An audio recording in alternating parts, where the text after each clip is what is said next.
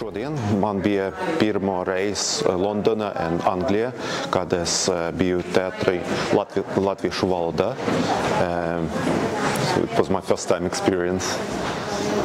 Mana pirmā izrāde Londonā latviešu valodā, par to es priecājos un īstenībā nekustīgi nosēdēju visu šo izrādes laiku, cenšoties iedziļināties, papildus pārdomājot savu dzīvi un noteikti aizjot mājās, man būs par ko vēl padomāt.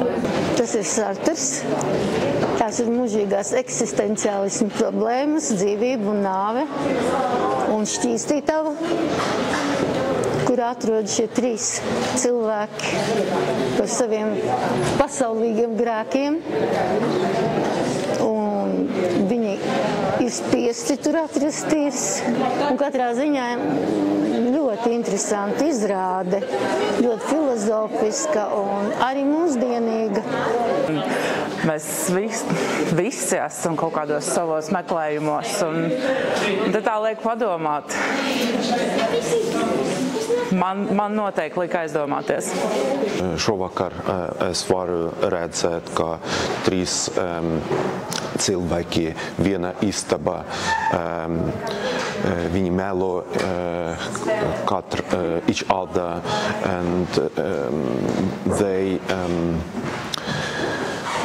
can't move forward because they always look in the past and they see what's going downstairs. Like in the first play, pagatnē, atmiņa no pagatnē comes back to them and they can see what mistakes they've probably done and why they arrived to the place where they are. Skatoties šādu logu, tu aizdomājies, vai tu tiešām vēlies nokļūt LA? Un atbildi ir, es nevēlos. Man patika aktieru spēle ļoti.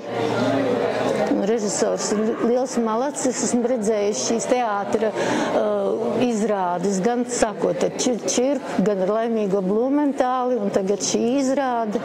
Tā kā tas ir lieliski, ka dzīvojot kaut kur prom no Latvijas, ir iespējas redzēt tiešām latviešu teātra izrādes.